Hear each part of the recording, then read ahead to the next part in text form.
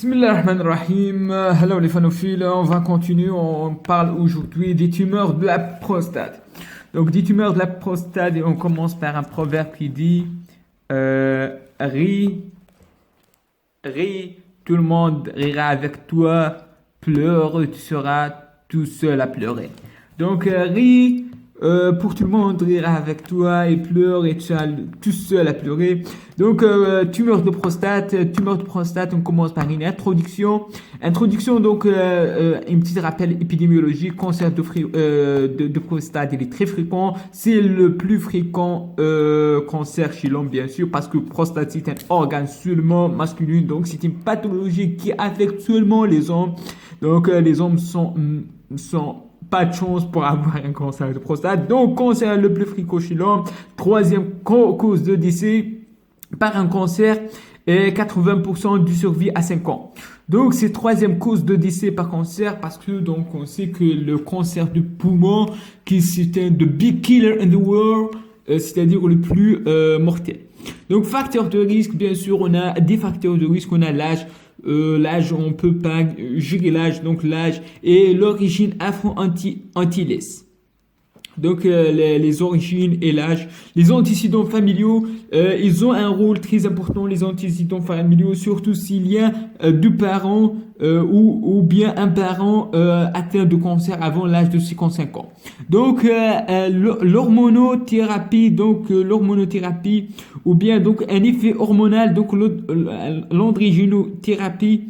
Donc, pour cette rôle, donc, on a une cause très importante dans les hormones et on va parler dans le traitement qu'on traite par certains hormones qui peut aider. On fait donc dans le traitement, on va parler de ça dans la castration. Donc, c'est-à-dire arrêter ou diminuer la testostérone. Donc, le diagnostic, pour poser le diagnostic, on a le dépistage. Donc, une question très importante qui coule beaucoup d'encre. La question du dépistage, est-ce qu'on fait un dépistage de masse, c'est-à-dire de toute la population? Mais jusqu'à maintenant, avec tous les moyens qu'on a, avec donc la France, elle a pas donc, ou bien l'Algérie ou tout le monde, ils ont pas les moyens pour faire un diagnostic de masse, d'un côté parce qu'elle coûte et de l'autre côté parce que c'est pas très sensible et on fait des biopsies et des gestes invasifs pour certains qui sont totalement sains. Donc pour cette raison, la dépistage est basée à deux choses: le toucher rectal et dosage de PSA. PSA, c'est-à-dire prostate specific antigen. Donc c'est une substance qui sert à donc à nutrition ou bien à relation avec les spermatozoïdes. Donc c'est ces deux choses très importantes. On dose le PSA ou on fait un touche rectal. Donc ce dépistage est adressé à tous les gens qui sont qui ont un facteur de risque. Donc, depuis les 45 ans, chez les gens qui ont des facteurs de risque, et de 50 à 75 ans, chez la population générale, on peut dire, c'est bien sûr l'espérance de vie supérieure à 10 ans. Donc, on note que la dépistage, c'est un dépistage individuel et pas un dépistage de masse, c'est-à-dire chacun il dépiste par un dépistage individuel. Donc, on conseille les gens de 50 à 75 ans d'aller faire un toucher rectal et du de PSA. Donc, c'est ça pour le dépistage. Pour les signes donc d'appel d'un cancer, ce sont les signes fonctionnels et les signes cliniques. Toujours, on fait un interrogatoire. Généralement, l'interrogatoire c'est important. Donc, on cherche généralement le cancer de prostate et les tumeurs de prostate sont asymptomatiques. Donc, parfois, on trouve des signes locaux-régionaux tels que les SPO, c'est-à-dire le syndrome de bas on a parlé de ça, les SPO érectifs ou bien obstructifs. Parfois, les hémospermies, c'est-à-dire le sang de l'esperme, l'hématurie, l'altération d'état général, bien des douleurs osseuses si on a des métastases osseuses ou bien d'adénopathie si on a des métastases. Donc les signes cliniques, on fait un examen clinique proprement dit, un examen physique, on fait notre toucher rectal, on trouve donc même si le PSA est normal, on fait un toucher rectal. Le toucher rectal c'est plus sensible échographie. Donc, c'est très important de faire un toucher rectal. Malheureusement, on fait moins le toucher rectal à cause X. Donc, le toucher rectal, on trouve, lorsqu'on fait notre toucher rectal, on trouve au toucher rectal, donc, des nodules durs et réguliers, non douloureux. Très important cette sémiologie, non douloureux et régulier parce que elle est douloureuse, le toucher rectal, lorsqu'on a une prostatite.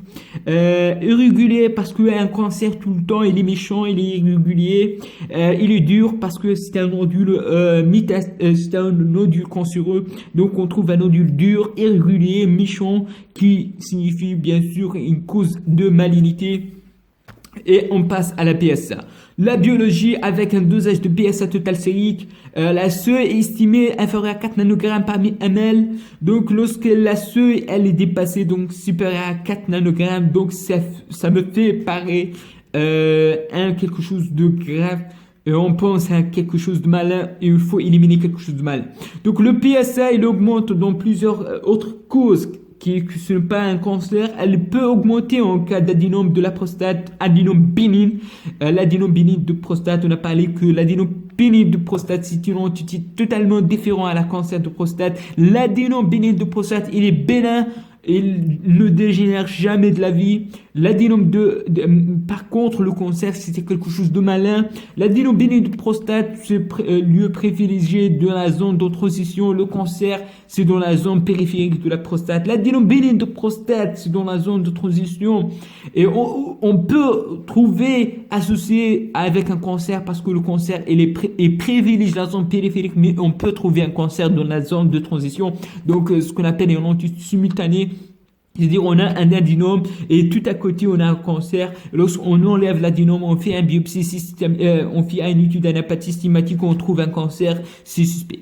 Donc, il peut augmenter le PSA encore dans l'adénome. On peut aussi trouver un PSA élevé dans la prostatite aiguë. On peut trouver dans les infections urinaires, dans l'irritation aiguë d'urine, lorsqu'on augmente dans l'âge, donc sujet âgé, il peut en trouver un PSA élevé. Le sexe, bien sûr, le sexe, c'est-à-dire de faire un rapport sexuel. Je dis le sexe, c'est pas le sexe mâle ou femelle, mais lorsqu'on fait un rapport, il peut être élevé. Un toucher rectal, lorsqu'on parle, qu'on fait un massage, il peut augmenter le PSA. Donc, la densité de PSA, c'est intérêt dans l'adénome de prostate. Dans l'adénome, on fait un dosage de densité pour éliminer un adénome. La cinétique de PSA, lorsqu'on a un taux de doublement très élevé, ça peut orienter de faire des nouvelles biopsies, de nouvelles consultations en neurologie avec des biopsies, parce que lorsque la cinétique augmente très rapidement, donc ça peut être quelque chose de malin qui produit beaucoup de PSA. Le PSA on dose la PSA libre sur la PSA totale lorsqu'on a une zone entre 4, donc elle est à l'intérieur entre 4 et 10. Donc c'est le PSA, il est entre le 4 et 10 nanogrammes. On fait le PSA libre sur le PSA total. C'est supérieur à 20%. C'est bien sûr c'est bénin lorsqu'elle est supérieure à 20%, c'est-à-dire on a beaucoup de PSA libre, donc c'est quelque chose de libre qui était signifié un adénome qui produit beaucoup de PSA libre. Mais si on est inférieur à 10%, ça peut être un cancer ou ça peut être une prostatite, entre cancer ou prostatite. La PCA3, le PC, c'est pas la PISA, c'est la PCA3, c'est de la biomol, c'est des biologies moléculaires. Elle est remontée en cancer, mais non remboursée, très cher. Donc, c'est à vous de décider. C'est pas systématique parce que il y a encore des pauvres dans ce monde. La biopsie de prostate affirme le diagnostic. C'est comme tous les cancers, elle était confirmée et affirmée par l'anapathe. Donc, elle peut donner aussi un score d'agressivité. Est-ce qu'elle est agressive? Ce qu'on appelle le score de Gleason. Le score de Gleason, très important pour classer les cancers selon l'agressivité et aussi pour le choix de traitement. On fait souvent 12 prélèvements. Et on voit le risque de prostate. Donc, lorsqu'on fait un biopsie de prostate, on a un risque d'infection, on a un risque de prostatite. Donc, toujours, souvent, on fait une prophylaxie. Bien sûr, le biopsie se fait sur une anesthésie locale et antibioprophylaxie, mais on a 12% des cas d'une prostatite. Et le prostatite, c'est quelque chose dont on va parler dans les infections urinaires. C'est quelque chose qui peut donner une sepsis aiguë et peut être mortel. Donc, il faut traiter cette prostatite iatrogène par C3G. Donc, il y a aussi autre risque de rétention aiguë du rein, douloureux, hypotension, malaise vagal lorsqu'on fait un biopsie, un risque hémorragique tout banal. L'extension, on fait donc dans les bilans d'extension les IRM, c'est l'examen clé dans l'imagerie de la prostate. Il faut faire un IRM pelvien multiparamétrique. Sinon, on fait donc le TDM TAP, scintigraphie osseuse, si on n'a pas fait un IRM. Donc, scintigraphie osseuse, si le risque élevé ou intermédiaire, on fait cette scintigraphie osseuse. Le PET scan, au risque, si on a le haut risque, on fait le PET scan. Donc, l'histologie, c'est 90%, c'est l'adénocarcinome de prostate. Autre rare, c'est le carcinome épidermoïde, neurocarcinome, sarcome, métastase. Donc, c'est rare, mais le plus fréquent, c'est l'adénome de prostate. C'est 90% des cas. 90%. Classification, on va passer dans la classification. Le score de Gleason, c'est basé sur la durée de différenciation et note de 1 à 5 de 2 biopsies. Donc, c'est-à-dire soit 6, 3 plus 4, 4 plus 3 et bien 8. Non réalisable après curithérapie ou radiothérapie. Donc, score de Gleason, donc il va classer de moins différencié jusqu'à mal différencié. Lorsqu'il est bien différencié, bien sûr, c'est bénin. Lorsqu'il est mauvais, donc c'est 8 à 10. Donc, autre classification, c'est la classification TNM. Tout le monde sait, tumor nodule métastase, donc classification de TNM. Donc, classification de TNM. T1 c'est non palpable et non visible en imagerie. TA1 c'est inférieur à 5%. T1B c'est supérieur à 5%. TC c'est découvert par un biopsie, par un PSA élevé. La T2 c'est limité à la prostate. T2A c'est moins de la moitié d'un lobe. T2B c'est plus de la moitié de la lobe. T2C c'est les deux lobes atteints. T3A, c'est au-delà de la capsule. T3B, c'est l'atteinte du vésicule séminal. Les 3-4, T3-4, c'est organe adjacent. Donc, c'est ça la classification TNM. T1, c'est palpable et non palpable et pas visible. TA1, inférieur à 5%. TAB, supérieur à 5%. TC, c'est découvert durant l'élévation de PSA. T2, c'est limité à la prostate. T2A, c'est inférieur à la moitié de la lobe. T2B, c'est supérieur à la moitié de la lobe. T2C, c'est les deux lobes atteints. T3A, c'est au-delà de la capsule. T3B, c'est l'atteinte du vésicule séminal. Et T4, c'est l'atteinte des organes adjacents. Le score d'Amico, c'est un score très important qui classe les risques de faible, de l'intermédiaire et de élevé. Et selon cette classification au score d'Amico, on traite, il y a le traitement qui marche avec le score. Si on a le risque faible, c'est-à-dire la PSA inférieure à 10 et la Gleason inférieure à 6 et le TNM il est inférieur à TNC au T2A. T2A, c'est inférieur à la moitié de la lobe. Et TNC, c'est-à-dire découvert lorsque le PSA est élevé. Donc, c'est un risque faible, inférieur à la moitié de la lobe, et PSA inférieur à 10 et le Gleason inférieur à 6. Le risque intermédiaire, c'est le Gleason le PSA entre 10 et 20. C'est le PSA entre 10 et 20. Et le Gleason, c'est pas ici, où le Gleason est égal à 7. Ou bien la TNM et T2B, c'est-à-dire plus d'un moitié de la lobe. Le risque est élevé lorsque le PSA est supérieur à 20, ou bien le Gleason supérieur ou égal à 8, ou bien TNM supérieur à T2C, c'est-à-dire T2C, c'est les deux lobes sont atteints, ou bien supérieur, c'est-à-dire atteint du vésicule séminal, ou bien au-delà de la capsule. Donc, c'est un risque élevé. Donc, le traitement, on a la modalité du traitement. Donc, on va parler de modalité du traitement. La modalité du traitement, bien sûr. Donc, on a On a la surveillance active. Surveillance active, c'est basé à toucher rectal tous les 3 à 6 mois ou bien dosage de PSA. On fait des IRM et des biopsies à 1 an, puis tous les 2 à 3 mois, indiqué lorsqu'on a bas risque. La prostatectomie totale, c'est de l'exérèse complète de la prostate et du vésicule séminal avec anastomose vésico-utérine, donc plus ou moins aiguë. Donc plus ou moins avec la curage ganglionnaire, plus ou moins curage de ganglion, plus ou moins courage du ganglionnaire, ilio-obturatrice bilatérale avec préservation de pendules nerveuses, ce sont intacts, indiqués chez risque intermédiaire ou élevé. On a parlé donc les risques intermédiaires élevés, c'est-à-dire le PSA de 10 à 20, glissant supérieur à 7, ou bien TNM supérieur donc à T2B. Donc c'est le risque intermédiaire ou élevé. Il faut faire les courages ganglionnaires.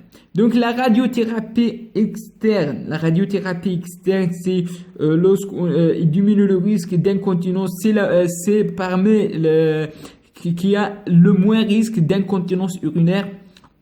Donc les effets indésirables, c'est la dysfonction érectile, la rectite, la cystite radique. Donc rectite radique, lorsqu'on irradie, c'est radiothérapie. Donc c'est des rayons qui peut donner donc un sténose guttural et pourquoi pas un cancer radio-induit de rectum. Donc il faut attention avec radiothérapie externe avec le risque, prendre le risque et le bénéfice. La curithérapie, c'est de l'injecter d'iode marqué, donc indication surtout dans le faible risque. Le faible risque, c'est le PSA inférieur à 10 et glissant inférieur à 6 et TNM inférieur ou égal le TNC au T2A.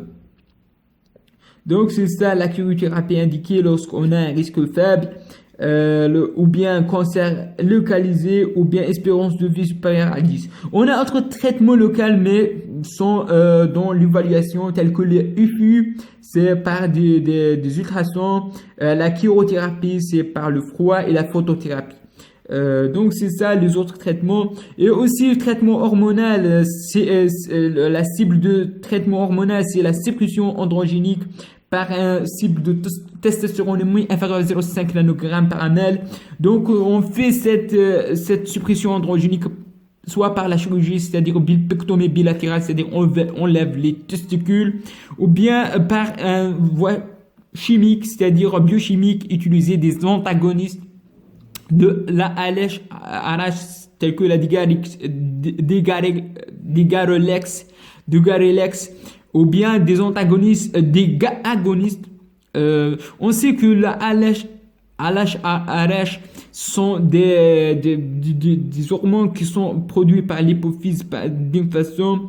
Releasing hormone, c'est l'utilisation hormone, releasing hormone, sont des hormones qui sont produits par pulsation. Lorsqu'on fait injection des agonistes d'une façon continue, donc ils vont bloquer, ils vont inhiber cet axe de LH-RH.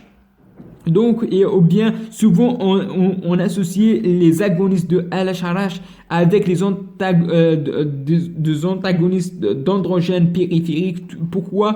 Parce que les agonistes de LH-RH peuvent donner un syndrome de flare-up, c'est-à-dire l'augmentation de testostérone périphérique. Donc il faut donner associé avec antagonistes d'androgènes périphériques tels que acétate de krypton ou fultamide ou piclatimide. Donc, ce sont des antagonistes androgènes, soit stéroïdiennes ou non stéroïdiennes. Nota bene, en phase de résistance à la castration, c'est-à-dire de bloquer l'axe androgénique, on peut donner des seconde génération hormonothérapie telles que l'acétate d'apirton ou enzalutamide. Sinon, on passe à la chimiothérapie. Donc, les soins palliatifs, on traite bien sûr les métastases osseuses par la bisphosphonate ou denosumab. C'est un inhibiteur de récepteur de RONC ligand, c'est-à-dire c'est un récepteur RONC ligand. On va parler de cette RONC et leur ligand dans la physiologie osseuse. Donc, denosumab ou bien la bisphosphonate pour les tumeurs métastatiques osseuses. La chirurgie, surtout pour enlever l'obstacle vésical ou bien obstruction rénale. Et bien sûr, on donne les antalgiques parce qu'elle est douloureuse, on peut aller jusqu'à troisième palier, la morphine. La stratégie thérapeutique, comment on fait stratégie thérapeutique? C'est simple. Lorsqu'on a un bas risque, on fait la surveillance active ou bien prostatectomie sans curage ganglionnaire. C'est parce que c'est risque faible, donc prostatectomie sans curage, radiothérapie ou bien cryothérapie. Lorsque le risque est intermédiaire ou élevé, on fait la prostatectomie avec le curage, avec la radiothérapie et avec l'hormonothérapie. Cette hormonothérapie, elle est courte lorsqu'on a un risque intermédiaire ou bien hormonothérapie longue lorsque on a un risque très élevé. Donc, hormonothérapie longue peut aller jusqu'à 3 ans lorsqu'on a un risque élevé, hormonothérapie courte de 6 mois lorsqu'on a un risque intermédiaire. Cancer métastatique, donc il faut traiter par suppression androgénique. Et lorsqu'on a résistance, on fait seconde génération ou bien chimiothérapie. Donc c'est ça, cancer métastatique. La surveillance est à vie, le PSA tous les 6 mois pendant 5 ans, puis une fois par an. Donc c'est ça la surveillance post-cancer. Donc on dit c'est un cancer très fréquent, donc qu'il faut avoir et qu'il fallait avoir. Et c'est tout pour le cancer de prostate. Je vous remercie pour votre attention et à la prochaine, Inch'Allah. Salam.